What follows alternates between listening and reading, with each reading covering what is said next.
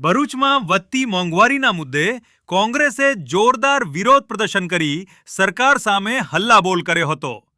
કોંગ્રેસના કાર્યકરોએ અનોખી રીતે મોંઘવારીની પ્રતિકાત્મક જેલ બનાવી સામાન્ય માણસ આર્થિક રીતે કેદ બની ગયો હોવાનો સંદેશ આપ્યો હતો.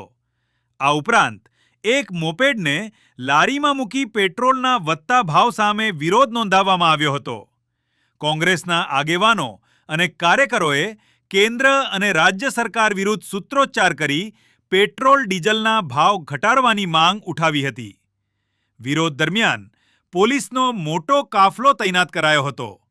સ્થિતિ ઉગ્ર બનતા પોલીસ અને કાર્યકરો વચ્ચે ધક્કામુક્કીના દ્રશ્યો સર્જાયા હતા. પોલીસે અનેક કાર્યકરોની અટકાયત કરી પોલીસ મથકે ખસેડ્યા હતા. કોંગ્રેસે ચેતવણી આપી છે કે મોંઘવારીના મુદ્દે સરકાર અસરકારક પગલાં નહીં ભરે તો આગામી દિવસોમાં વધુ ઉગ્ર આંદોલન કરવામાં આવશે. ભારતીય જનતા પાર્ટીને રંગાબીલાની સરકાર જ્યાંથી હિન્દુસ્તાનમાં આવી છે, આખા હિન્દુસ્તાનને નુકસાન સિવાય કંઈ આપ્યું નથી.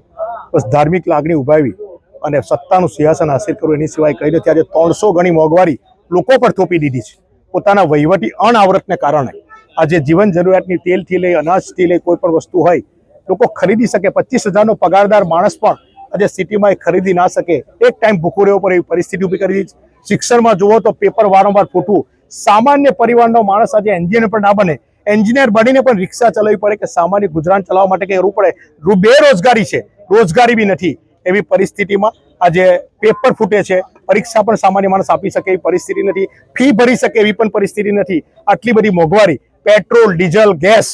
ખેડૂતોની વાત કરું તો ખાતરનો સક્ષમ વધારો, શેરડી, કપાસ, તુવર ને કેર એના ભાવ વારંવાર ઘટે છે. વધવા જોઈએ મોંઘવારી સામે, એની સામે ઘટે છે. અનાવરતનું પરિણામ છે ગુજરાત સરકારનું. એની સામે આજે ખેડૂતોના નવસારી કે સુરત હોય તેના 58 ને 50 લાખ એક પુલ ઉભો કરવાના ઇલેક્ટ્રિકના આપે છે. ભરૂચ જિલ્લામાં પ્રવેશે તો એમને જંત્રી દેખાય છે અને 2 ને 5 લાખ રૂપિયા સૌરાષ્ટ્રથી લઈને આપવામાં ખેડૂતોને એ કરે છે. ખેડૂતોની માગણી છે કે એક પુલના 1 કરોડ રૂપિયા યા 30,000 રૂપિયા માસિક કે 50,000 માસિક ભાડું આપવું જોઈએ. એની સામે ઉગ્ર આંદોલન 15 તારીખે થઈ રહ્યું છે. ભરૂચ જિલ્લાના 100 થી વધુ ટ્રેક્ટરો એમાં ભાગ લઈ રહેલા છે. ત્યારે એની સામે આજે જિલ્લા શહેર કોંગ્રેસ સમિતિએ હલ્લાબોલનો કાર્યક્રમ અમે આપેલો હતો.